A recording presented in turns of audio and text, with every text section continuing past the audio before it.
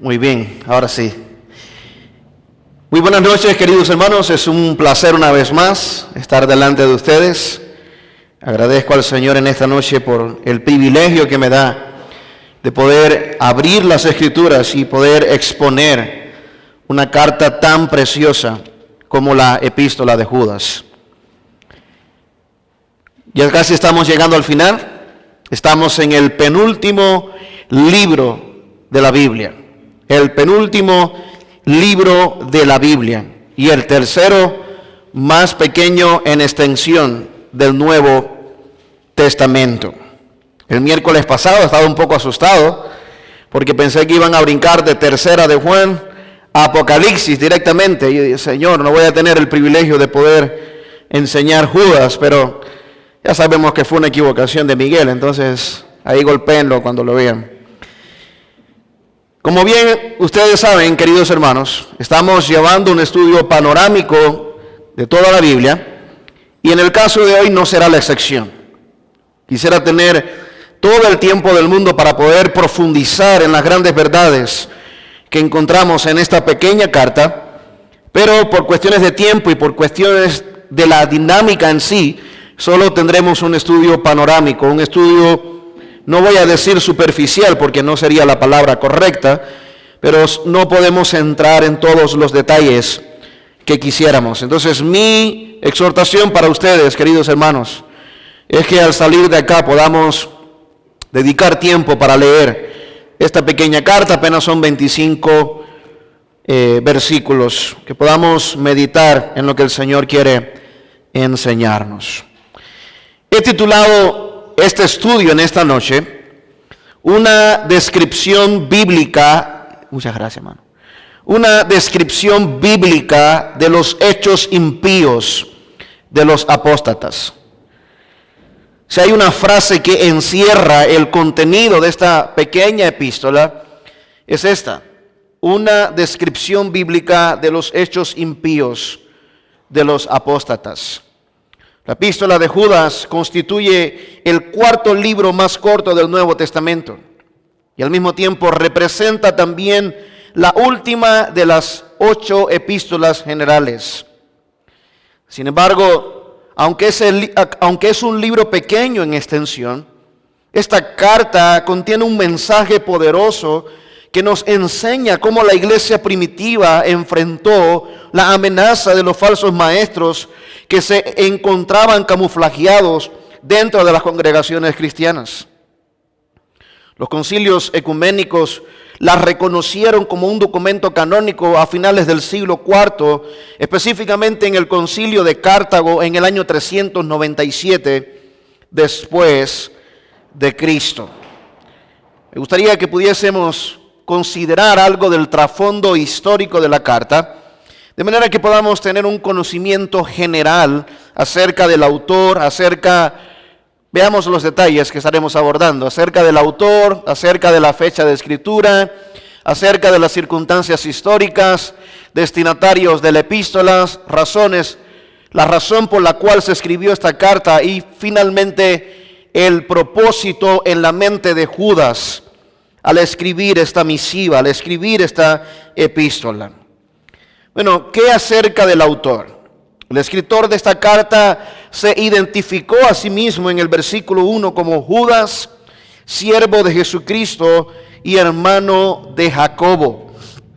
Este nombre Judas era bastante común entre los judíos del primer siglo y existían por lo menos 8 personas distintas con este mismo nombre en el Nuevo Testamento, incluyendo 2 de los discípulos de Cristo, como vemos en Lucas capítulo 6, versículo 16. Por cuestiones de tiempo no vamos a meternos en quiénes eran estos Judas, 8 Judas del Nuevo Testamento. Ahora, si bien es cierto que no es muy sencillo identificar al autor solo por su nombre, Judas nos ofrece 2 calificativos que nos ayudan a conocer más su identidad.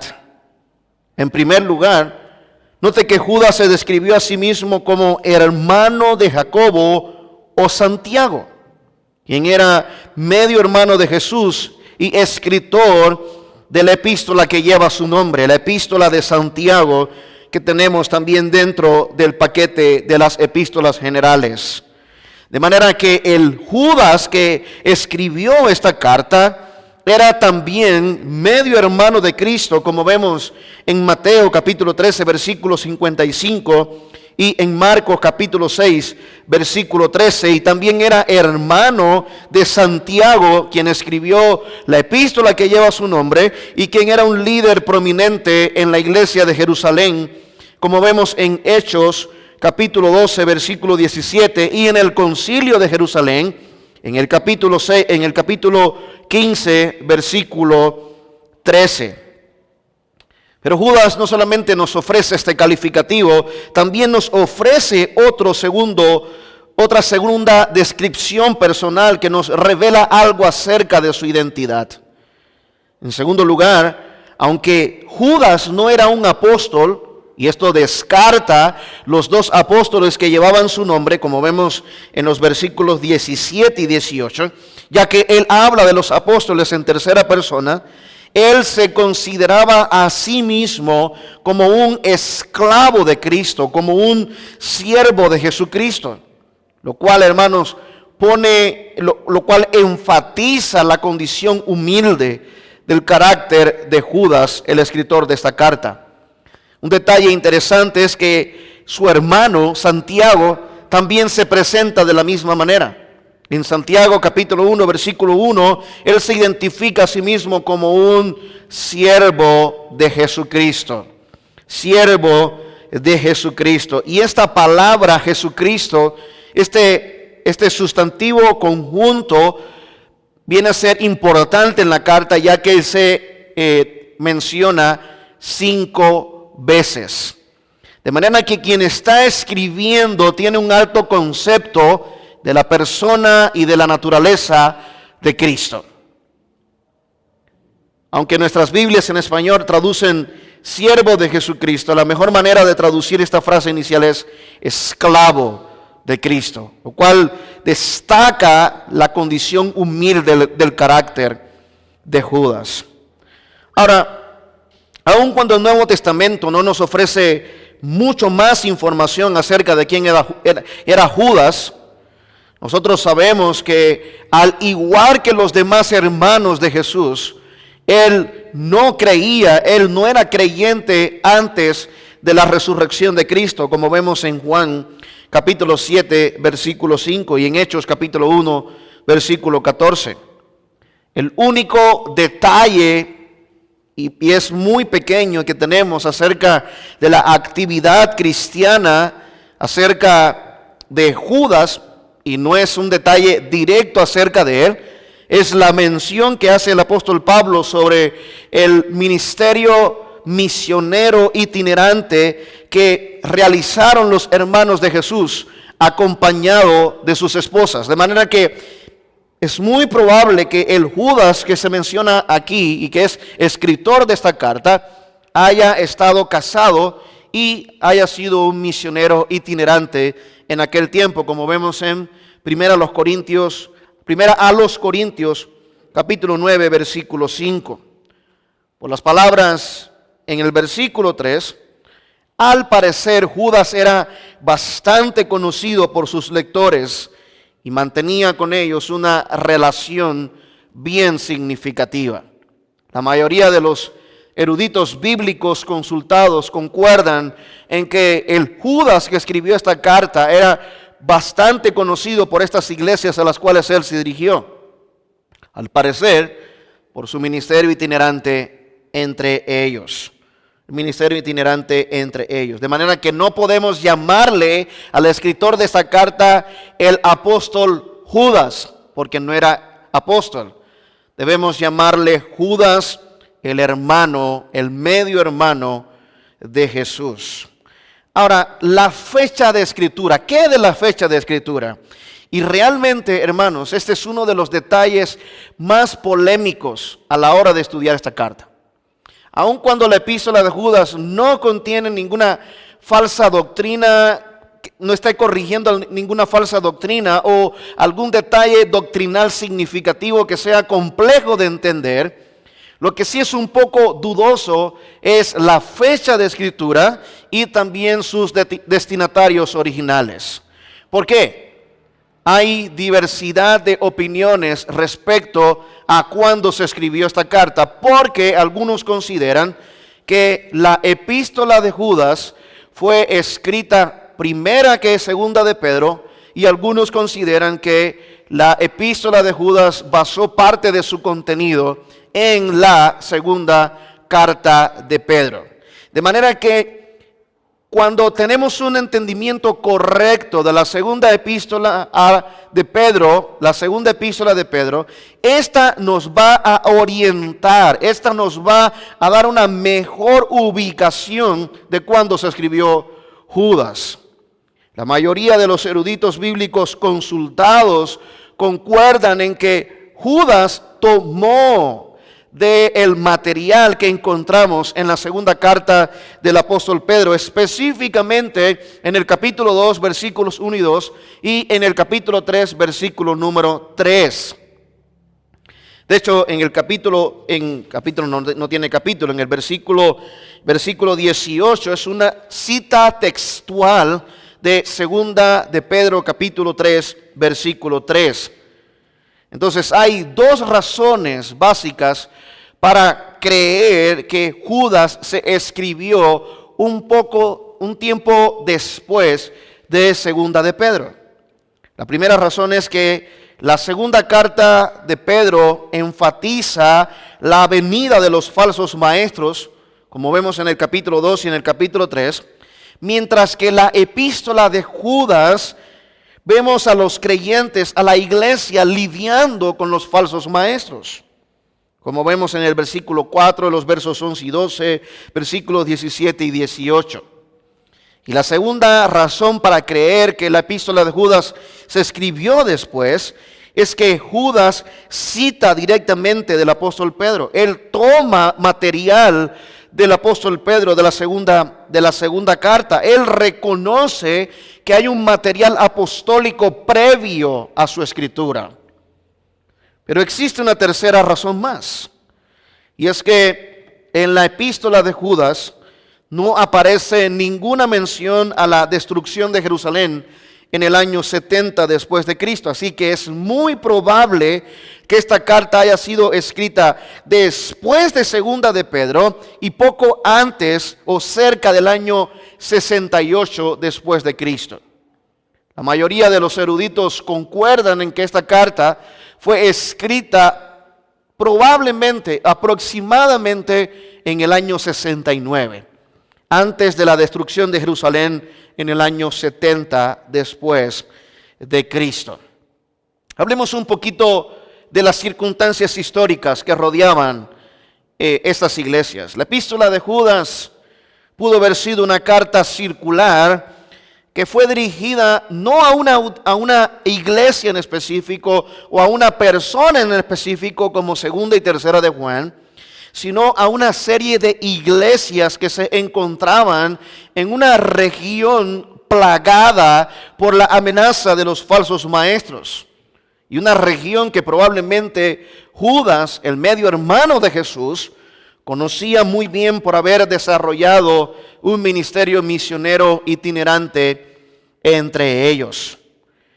En la introducción de la Biblia de estudio del pastor John MacArthur, él afirmó lo siguiente: Judas vivió en un tiempo en el que el cristianismo estaba bajo ataque político severo por parte de Roma y la infiltración espiritual agresiva por parte de apóstatas parecidos a gnósticos y libertinos que sembraban la semilla para una cosecha gigantesca de error doctrinal. Podría ser que este fue el precursor del gnosticismo abierto, el cual el apóstol Juan confrontaría más de 25 años más tarde en sus epístolas. A excepción de Juan, quien vivió al cierre del siglo, todos los demás apóstoles habían sido martirizados y se pensaba que el cristianismo fuera extremadamente vulnerable. De esta manera, Judas llamó a la iglesia a pelear en medio de una intensa batalla espiritual por la verdad. Entonces esta frase, esta descripción que hace el pastor MacArthur refleja muy bien las circunstancias que rodeaban estas iglesias a las cuales Judas dirigió su carta. Eran una región plagada de falsos maestros que se hacían pasar por profetas del Señor, que se hacían pasar por apóstoles cuando en verdad no lo eran. Como vamos a ver más adelante, estos eran los falsos profetas, los falsos maestros, los misioneros itinerantes que en segunda de Juan es corregido y es invitado a los creyentes a que no los reciban en sus casas. Ahora, hablemos del segundo detalle conflictivo. ¿Quiénes son los destinatarios de esta carta? ¿Quiénes fueron aquellos que tuvieron el grandísimo privilegio de leer originalmente esta carta? Bueno, la audiencia lectora original a la cual fue dirigida la epístola de Judas es un poco ambigua o confusa. Les voy a decir por qué. Algunos eruditos estudiosos bíblicos consideran que estas congregaciones a las cuales Judas escribió su carta podrían ser congregaciones de judíos cristianos debido al uso que hace Judas de las ilustraciones del Antiguo Testamento y también porque Judas cita unos de los autores de la literatura apócrifa.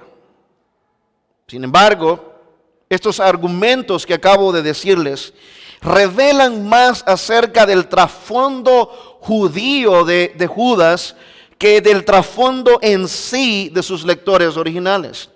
De manera que no se conoce a ciencia cierta de cómo estaban conformadas estas congregaciones a las cuales Judas envió su carta. Es muy probable que su inmensa mayoría hayan sido judíos creyentes, judíos cristianos que hayan puesto su fe y su confianza en Cristo. Sin embargo, queridos hermanos, sean quien fuesen los destinatarios originales de esta carta, note conmigo cómo Judas se refirió a ellos. En primer lugar, él los llamó llamados, como vemos en el en el versículo 1, en la parte final. Le llamó santificados en Dios Padre, guardados en Jesucristo. Note todas las descripciones que hace Judas acerca de estos hermanos a los cuales él se dirigió. Llamados, santificados en Dios Padre, guardados en Jesucristo. Les llamó amados en 3 ocasiones. Les llamó salvados. Estos eran hermanos que practicaban la comunión unos con otros. El Judas les llama el ágape, la celebración que realizaban estos hermanos para mantener la comunión entre ellos, como vemos en el versículo 12. Esos creyentes, ellos estaban siendo edificados en las doctrinas bíblicas del Evangelio, como vemos en el versículo 20, en la parte final. Estos hermanos esperaban la manifestación gloriosa de Jesucristo, como vemos en el versículo 21. Estos hermanos estaban siendo preservados por el poder santificador de Dios, como vemos en el versículo 24 y 25. De manera que todas estas descripciones, hermanos, ponen en contraste el carácter de aquellos creyentes que se nota en ellos el fruto de la obra del Evangelio, en contraste con la falsedad y la inutilidad de los falsos maestros. Lo que Judas está haciendo en esta carta es reconociendo el poder transformador del Evangelio. Es interesante porque en el versículo 3 él dice que su intención original era escribirles acerca de la común salvación. Sin embargo, lo que él hace durante toda la carta es reconocer la obra de salvación en ellos por medio de Cristo, en contraste con el carácter engañoso y las obras impías de los falsos maestros que estaban amenazando la estabilidad doctrinal de las iglesias. Ahora, si consideramos estas descripciones cristianas a la luz de los calificativos que Judas escribió para exponer el carácter, las obras impías de los falsos maestros, son realmente significativas. Son realmente significativas. Ahora, hay una pregunta que debemos hacernos. ¿Qué le motivó a Judas a escribir esta carta? ¿Por qué él se sintió motivado? ¿Cuáles fueron las razones que les llevaron a escribir esta carta? Bueno, la epístola de Judas fue escrita principalmente debido a la amenaza de los falsos maestros que estaban utilizando la libertad cristiana y la gracia de Dios como una licencia para realizar hechos realmente vergonzosos e inmorales. Algunos de los estudiosos bíblicos que consideré a la hora de elaborar este estudio para ustedes, concuerdan en que el problema de estos falsos maestros era su antinomianismo. Es decir, ellos se oponían al cumplimiento de la ley moral de Dios en sus vidas. Ellos negaban la veracidad de la trascendencia de la ley moral de Dios en la vida de la iglesia. Note conmigo lo que afirma el versículo 4. Porque esta es una de las cartas que revela, pone de manifiesto explícitamente la razón por la cual fue escrita. Porque algunos hombres han entrado encubiertamente, los que desde antes habían sido destinados para esta condenación, hombres impíos. Y aquí lo que hacen estos hombres, que convierten en libertinaje la gracia de nuestro Dios, antinomianismo, y niegan a Dios, el único soberano, y a nuestro Señor Jesucristo. Estos falsos maestros, que se llamaban profetas y apóstoles del Señor, vivían una vida totalmente desordenada, hechos impíos y vergonzosos, como vemos descritos acá, a partir del versículo 4 y hasta el versículo 16. Judas entendía que era necesario desenmascarar a estos falsos maestros que se habían infiltrado con pretensiones de ser verdaderos y que en la superficialmente parecían serlo, pero cuya intención verdadera era desviar al pueblo de Dios de la verdad revelada. En otras palabras, estos impíos parecían a simple vista traer un mensaje verdadero, pero su estilo de vida los destruía por completo, los dejaba en ridículo, en vergüenza. Tal es así que en la mayor parte del contenido de esta carta, Judas se enfocó en denunciar el carácter y las obras impías de los falsos maestros, de manera que sus lectores originales comprendiesen la seriedad de combatir la amenaza de aquellos que se habían infiltrado entre ellos, manteniendo la pureza de la doctrina enseñada por los apóstoles, como vemos en los versículos 17 y 18. En este sentido, la epístola de Judas fue escrita con el propósito de alentar a los lectores cristianos originales a que dieran un testimonio firme de la fe que ha sido una vez dada a los santos. Mire conmigo lo que dice el versículo 3. Amados, por la gran solicitud que tenía de escribiros acerca de nuestra común salvación, y aquí el propósito por el cual fue escrita, me ha sido necesario escribiros exhortándoos que contendáis ardientemente por la fe que ha sido una vez dada a los santos.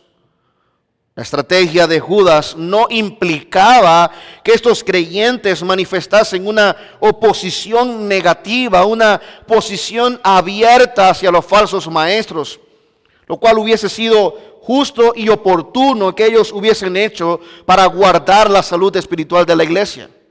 Por el contrario, la intención de Judas era que estos creyentes crecieran en el conocimiento de la verdad cristiana, como vemos en el versículo 20, e intentasen restaurar a aquellos que habían caído en el error de dudar acerca de sus convicciones teológicas, como vemos en el versículo 22 y 23. Y hermanos míos, esta estrategia utilizada por Judas para confrontar el error espiritual y para corregir, para combatir la hipocresía de los falsos maestros, sigue siendo oportuna, sigue siendo eficaz en el día de hoy, tal como lo fue también en el tiempo en que se escribió esta carta.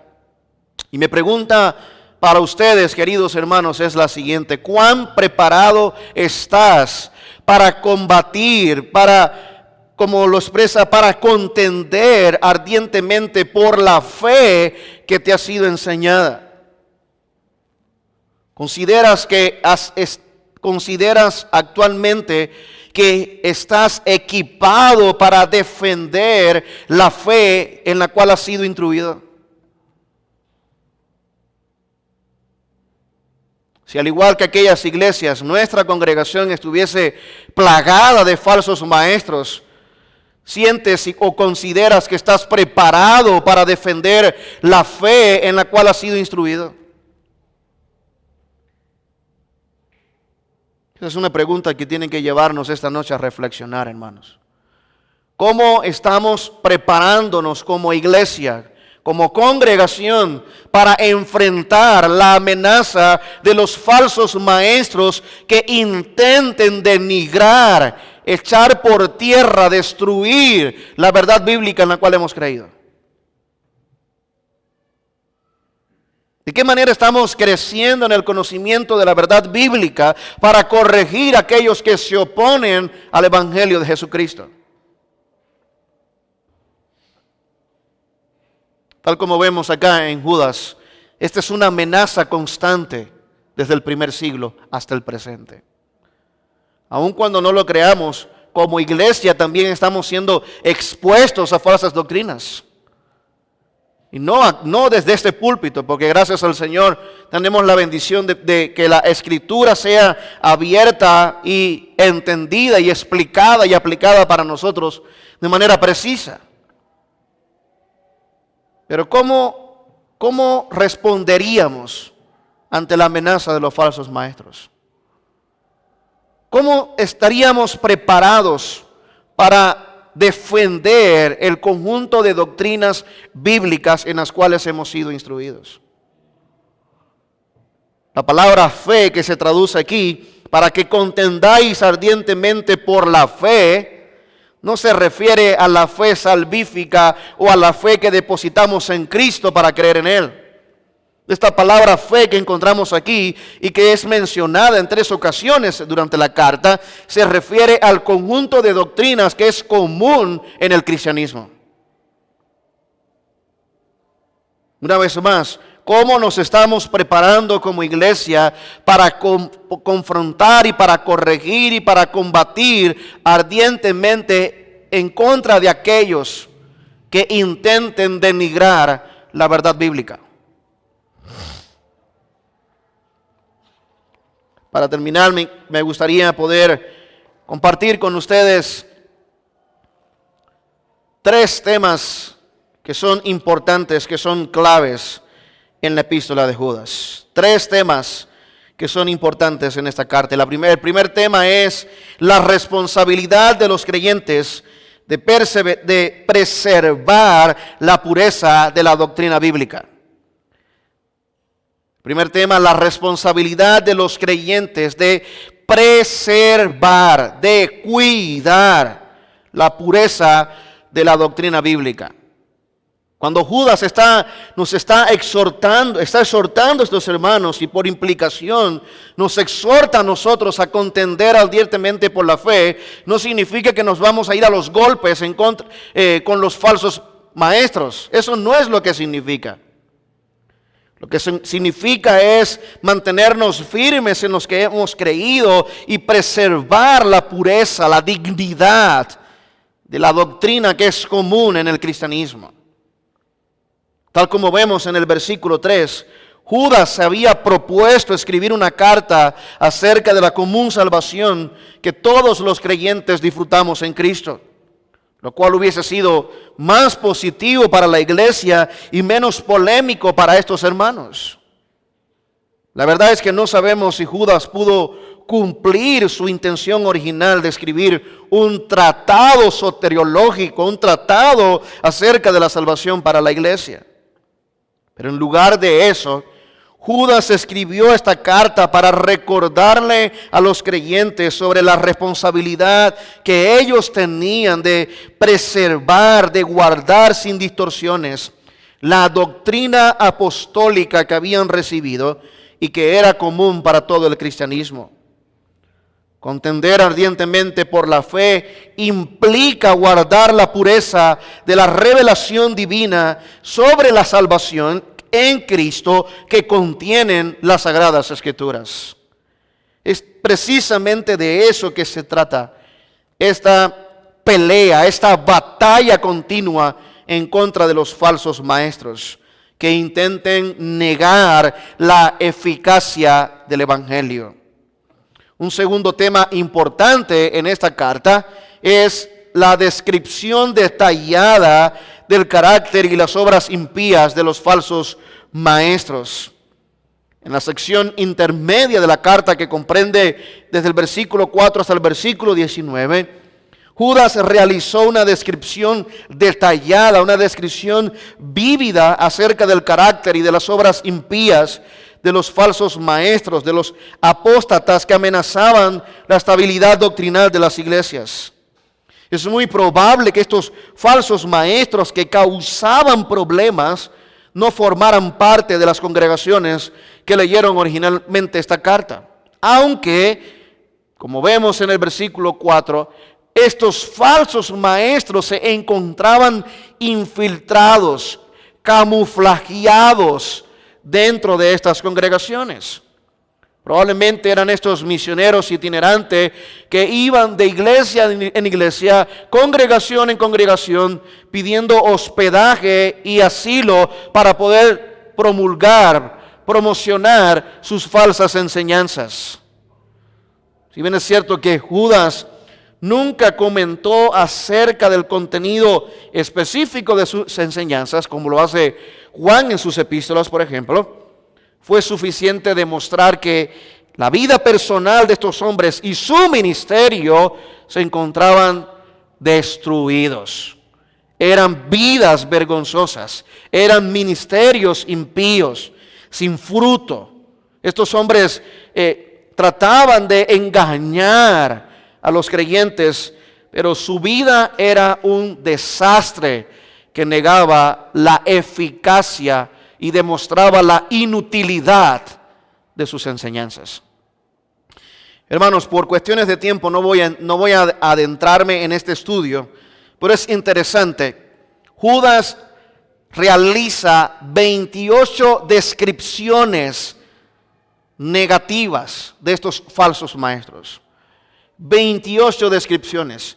16 de ellas enfatizan sus hechos impíos, sus obras impías. 11 de ellas hablan acerca del carácter de esos falsos maestros, pero la intención de Judas era destrozar los hechos impíos y vergonzosos de estos hombres que negaban la eficacia del Evangelio. En otras palabras, lo que Judas estaba diciendo es: vean sus hechos, porque sus hechos hablan más que sus doctrinas. Sus hechos vergonzosos niegan que sus doctrinas sean verdaderas.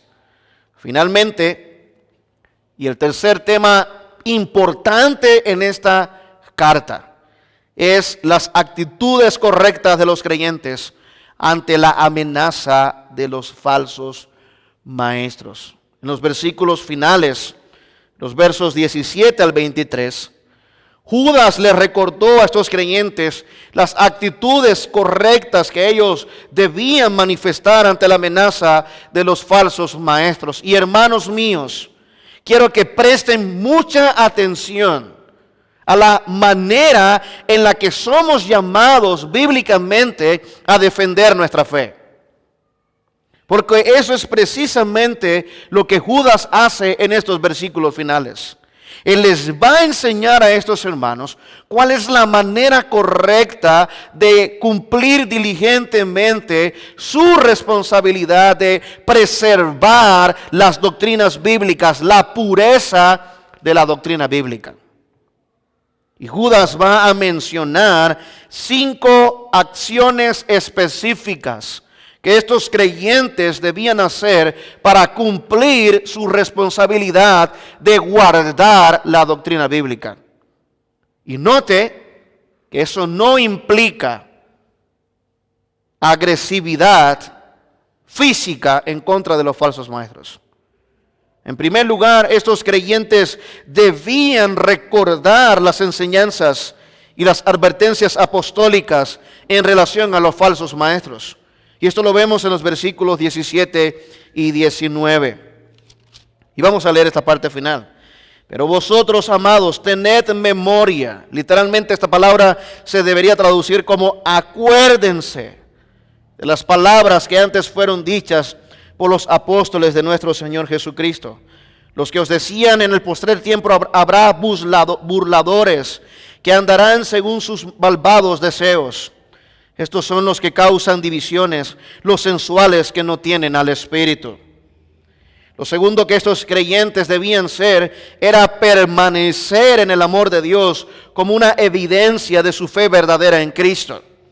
Y esto lo vemos en los versículos 20 y 21. Pero vosotros, amados, edificándoos sobre vuestra santísima fe, orando en el Espíritu Santo, conservaos en el amor de Dios, esperando la misericordia de nuestro Señor Jesucristo para vida eterna. Y lo que encontramos en estos 2 versículos es lo que como iglesia creemos, la doctrina que sostenemos como la perseverancia de los santos.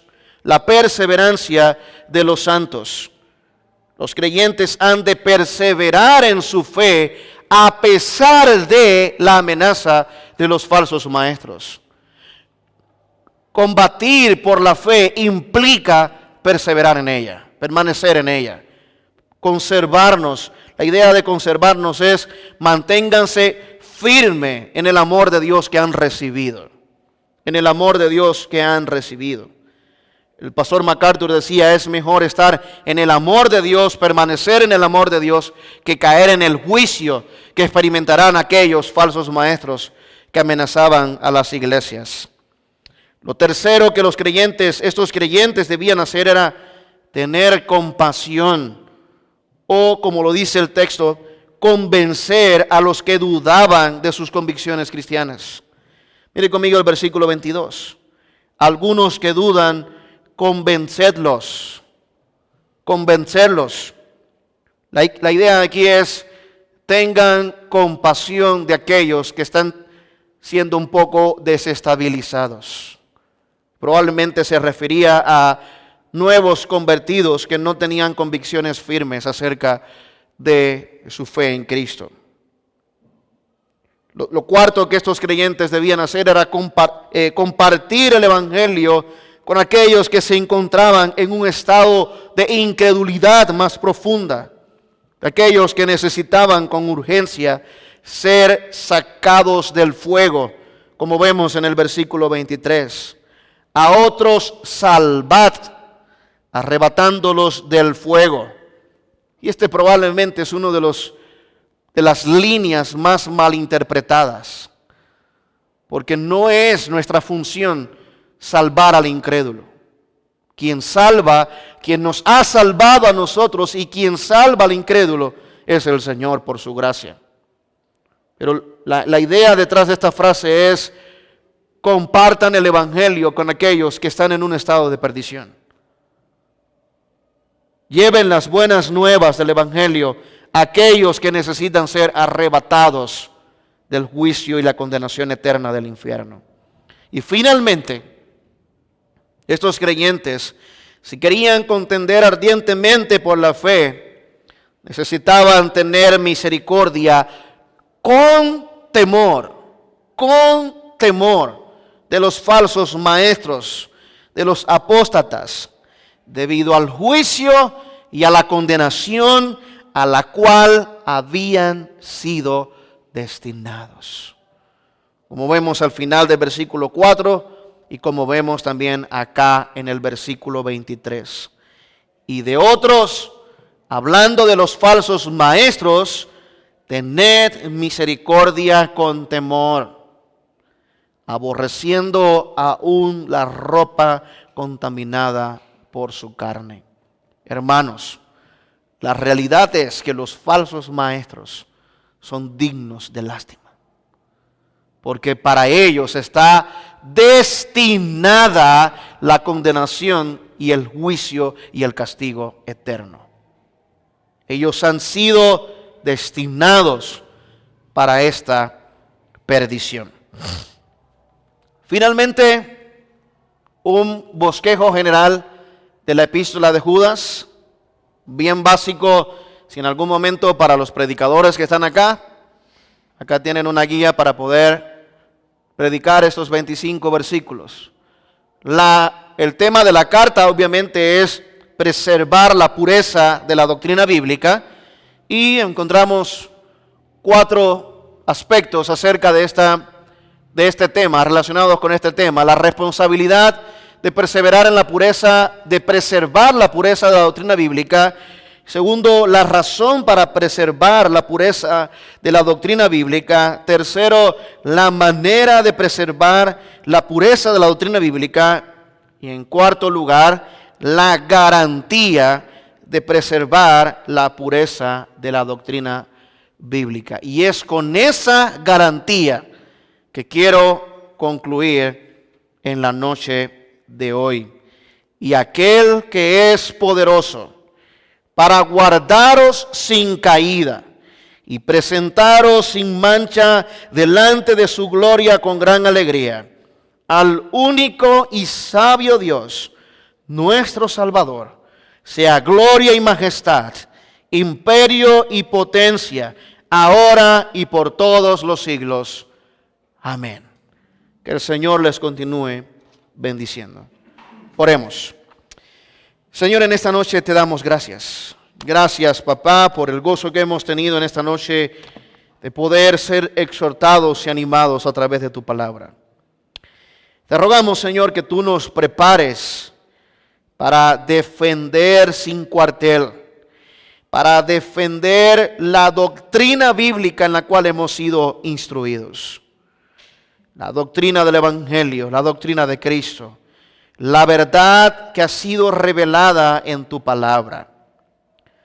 Haz que podamos meditar en estas verdades, Señor, y podamos también con discernimiento ver a aquellos que niegan tales verdades y podamos tener una actitud correcta ante aquellos que se oponen al Evangelio. Tuya es la gloria, Señor, en el nombre de Jesús. Amén.